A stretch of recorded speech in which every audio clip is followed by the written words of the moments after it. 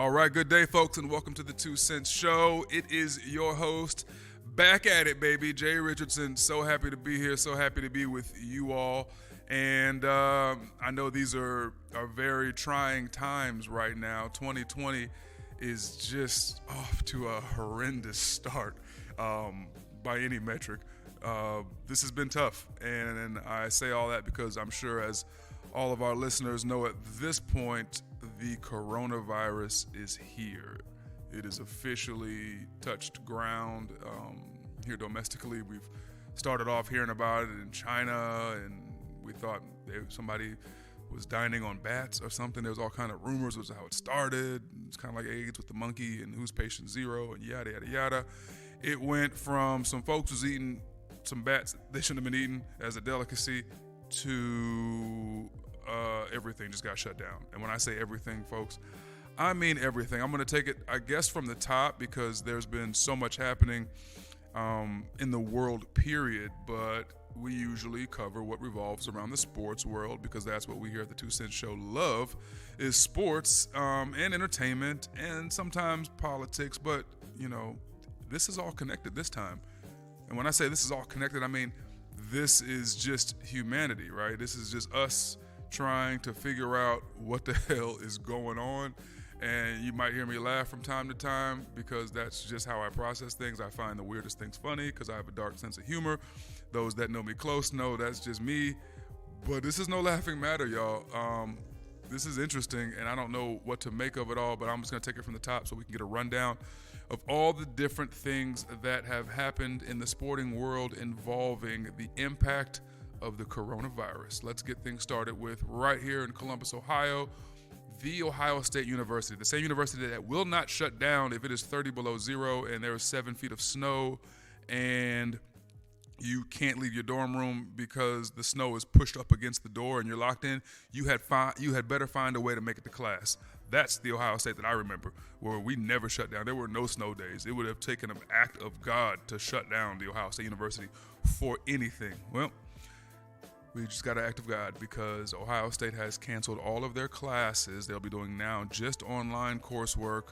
They don't want anyone congregating in classrooms. You know, I don't know if all of our listeners know this, but Ohio State's a very large university population-wise. 100,000 whatever kids, and some of these lecture halls can be like 400 people in there, and a lot of governors now across the country are not letting people, are starting to push towards not letting anyone or any group of 250 people or more congregate. That's becoming a theme. So obviously classrooms are going to be, it's over, right? So like you're going to have to be online for classes. So what does this mean?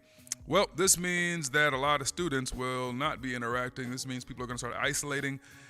Recruiting. This is a huge thing for recruiting. The Ohio State spring game was just canceled. That was a shocker for me. There's been a lot of talk in every sporting arena of just doing, the games with just the players and coaching staff and essential staff or essential stadium arena staff, but no spectators, no fans.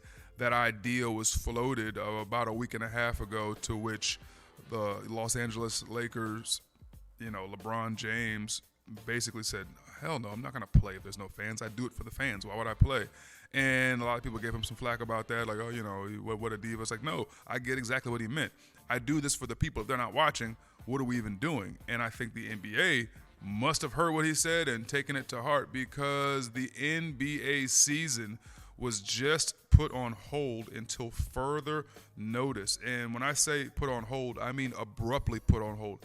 So abrupt that last night, this is wild, but last night the Utah Jazz were scheduled to take on the Oklahoma City Thunder, and just minutes before tip-off, the commissioner, Adam Silver, made this decision. And I know everyone who was watching SportsCenter or any other sports show probably saw Mark Cuban, the owner of the Dallas Mavericks, reaction as he got the news in real time, and his jaw almost hit the floor, the same way all of ours did, because Adam Silver said, we're not playing any basketball in front of fans or in front of anyone because we don't know what's going on yet, and we haven't got a hold of this, and we need to stop this immediately. And I think that was extremely brave of him to do. I think that was a bold move, and he's been known to make bold moves, i.e. outing David Sterling after his little, mess up a handful of years back. But I think this was not just timely and bold, but critical, because that same hour that we found out the NBA was going to suspend all basketball games, season operations until further notice, we found out that the center for the Utah Jazz, Rudy Gobert, has tested positive for the coronavirus. And now it starts to get real. Now things are really starting to kind of sink in that we're dealing with something that's not just something that we see on TV, right? Because usually you watch the news, you watch CNN, Fox News, whatever you watch, and you're going to see, hey, it's coronavirus is a big deal. Coronavirus is a big deal. It's really happening. It's really happening. It's happening all over. There's this many cases, and the number keeps growing. And you're still kind of not really, you're like, whatever. If you're an American, and I'm speaking for everyone living in this American bubble that we live in, I'm not sure how many of my listeners are outside of this country, but I stand the reason that probably the vast majority of you guys are Americans. Well, in our bubble, we don't really consider things like this affecting us too often because we,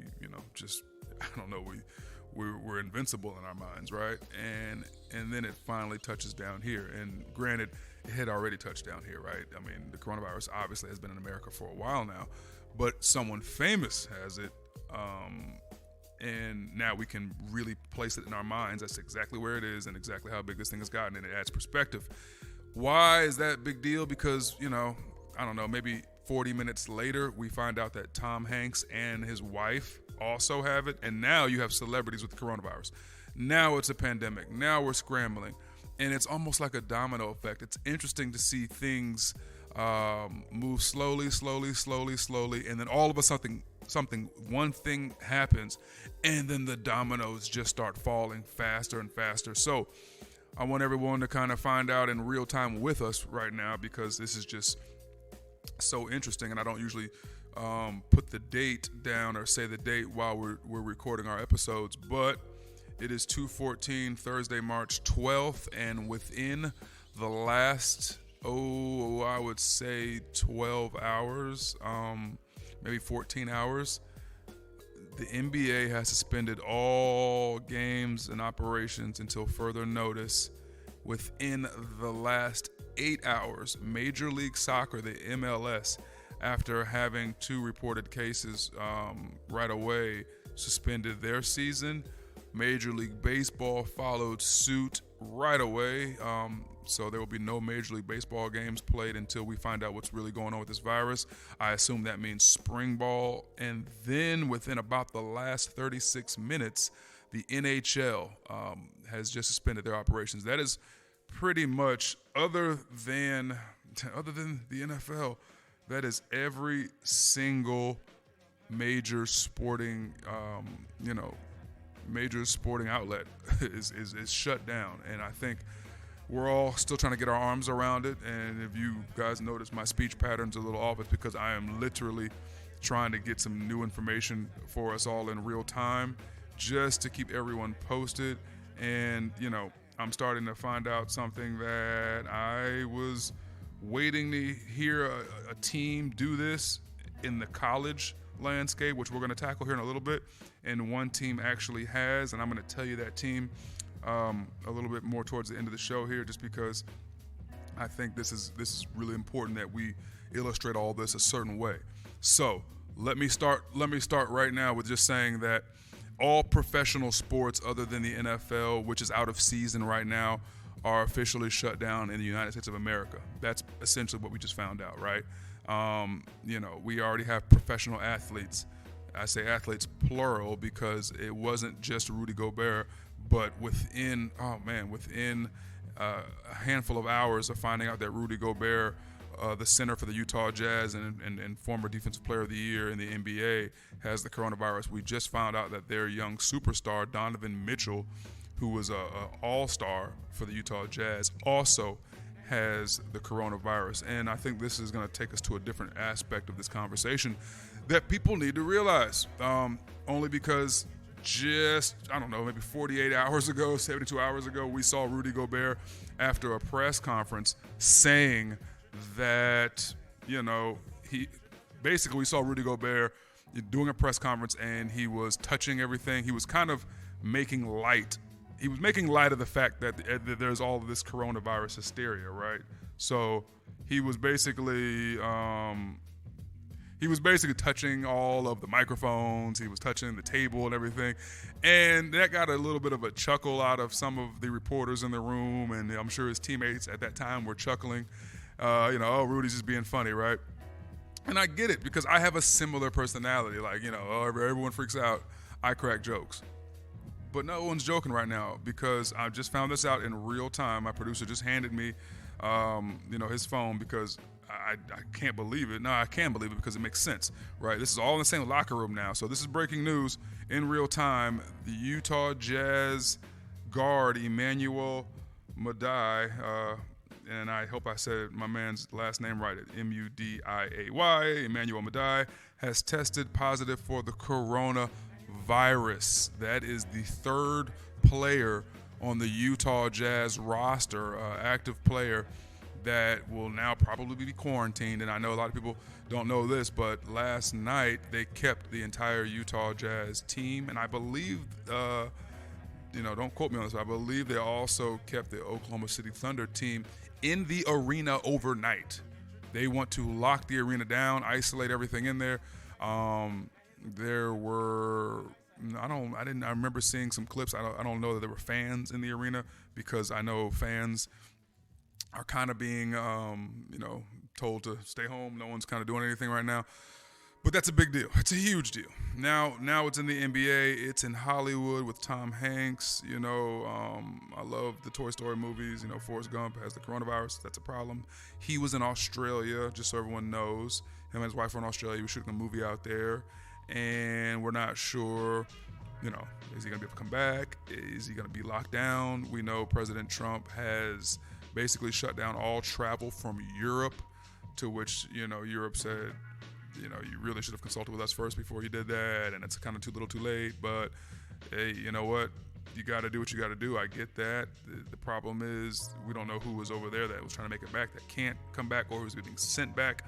The world is slowly slipping into a state of disarray, and you're not really sure what's happening, because it didn't seem like it should have been this serious when things started, right? We're just talking about this virus. I mean, let's be honest. We all remember there being plenty of viruses / I wouldn't call them full-blown pandemic situations, but if you go back, to Ebola, to H1N1, swine flu, there's been tons of these things in the last couple decades. SARS, Zika. Remember Zika? Where pregnant women were at risk mostly back in like 2016, I believe. All of these things are going on, and everyone's kind of like, you just kind of like, hey, wash your hands, you'll be fine, and whatever. No one's really freaking out. But now we have one, and I think this is the first time I've really noticed everyone. And when I say everyone, I mean even the specific demographic of the U.S. populace that I belong to, black folks is freaking out. and listen, we done seen it all, so we usually don't trip, because it's like, we'll be all right. And now it's real. Now it's getting kind of crazy, and everyone is scrambling. You're seeing issues at convenience stores, grocery stores, people fighting over toilet paper. I have no idea why y'all are fighting over toilet paper. That is the last thing that needs to be on your list of like freak out products, like maybe water, hand sanitizer. I don't know. They say hand sanitizer is going for like $50 an ounce right now. It's just wild in these streets. I know this. It is best to wash your hands. It is best to, take an extra shower, wipe down your home. Now is not the time to be not cleanly. Like, you want to be a clean person right now.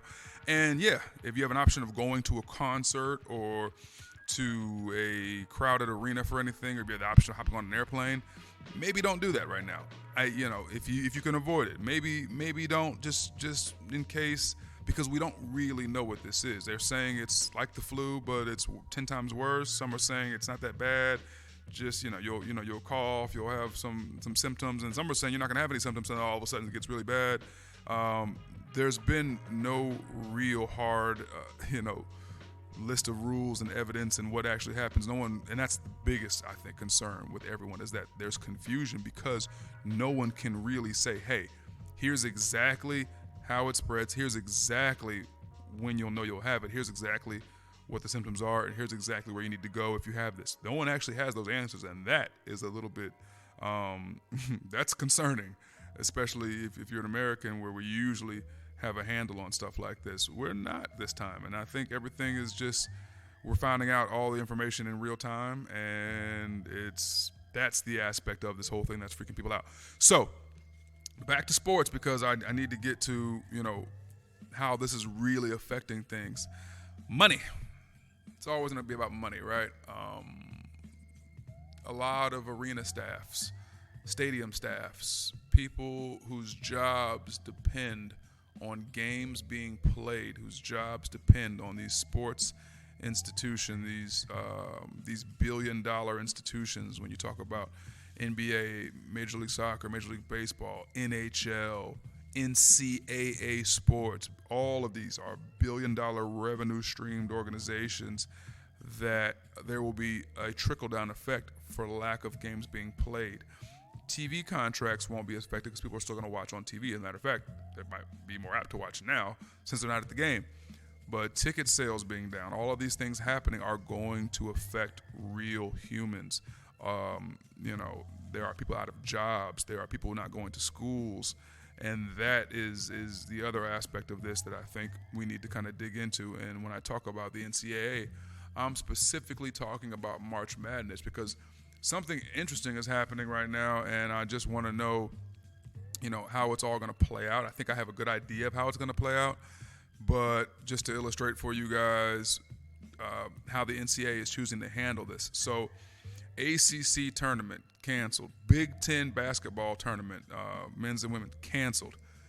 A lot of these major conferences are canceling their tournaments. Why? Well, obvious reasons. If the NBA is canceled, I don't know that, I'm pretty sure no one else should be playing basketball right now. No one else should be flying to another school's arena or city and having a bunch of people on the court running around.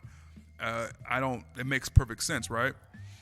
What's strange to me, and which hasn't made any sense yet, and I'm sure that this will change. Like I said, we're finding out in real time. This is March 12th right now, middle of the day. It's about almost 2:30. We're not really sure what the NCAA is going to do, but the NCAA has not canceled the March Madness tournament. I repeat, it has not been canceled yet. So right now, the NCAA is continuing to at least give us the idea that March Madness is going to go on. And it's going to go on. We just won't have fans there. So there will be no fan experience, but they still want essential staff, teams, and coaching staffs to be there to coach and for the kids to play. Here's where I have a real issue with this. And if you're a parent of a collegiate athlete, you should have an enormous issue with this. They're telling your kids you can't go to class because you shouldn't be around people right now and in rooms full of people because this could put you at risk, right? Yet they're also telling them, but we still want you to hold your practices and we still want you to play the game of basketball for free, by the way, because these college kids don't get paid. And we want you to put yourselves at risk in a stadium, even though there's no fans there. It'll still be tons of staff. And, oh, by the way, the other team you're going to play will be there. So they want you to get in an airplane, and they want you to fly on location, go to the hotel, and practice, and then get ready to go play in a game full of another team, full of people and staff and coaches from another city or state or wherever, and sweat and possibly bleed because people get cut on the basketball court all the time, and cough and touch. And by the way, coronavirus can be transmitted through touch. That's a big one. And it's airborne, huge one. And they want you to do all of this for March Madness, but they don't want you to go to class. If my kid can't go to class, why on earth would I send my kid to a basketball practice or send my kid to a basketball tournament to go play some kids from another state and rub against them and sweat and cough and get hit and get fouled and all that stuff. For what? Oh, I know what it's for, because in 2019, the NCAA basically cleared $933 billion of revenue during March Madness. 3 weeks, mind you, in just 3 weeks, because of media rights, ticket sales, corporate sponsors, TV ads, all of these things, right? And I mean, this was up 23% from 2018. So every year, March Madness gets a little bit madder and crazier, and more money comes in. And that's great for the NCAA. That's great for Turner Sports and all of these broadcasts. But that's not great for the kids this year. So if it's not great for the kids this year, NCAA, surely they'll be on the right side of history for once in their entire lives. They'll do the right thing by the kids that they swear they claim they care about and take them off the court, suspend March Madness completely. I'm waiting to hear that in real time at some point today. It better happen, otherwise there's a real issue out here.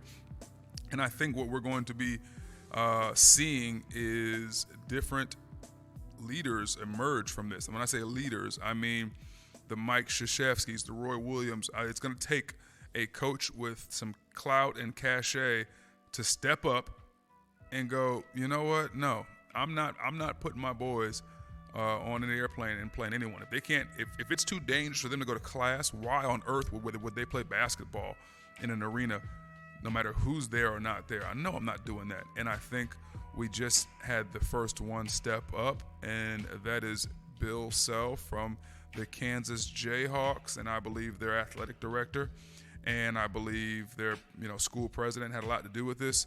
And this will be so far the first team to say they are going to suspend all sports activities, and that is Kansas University of Kansas.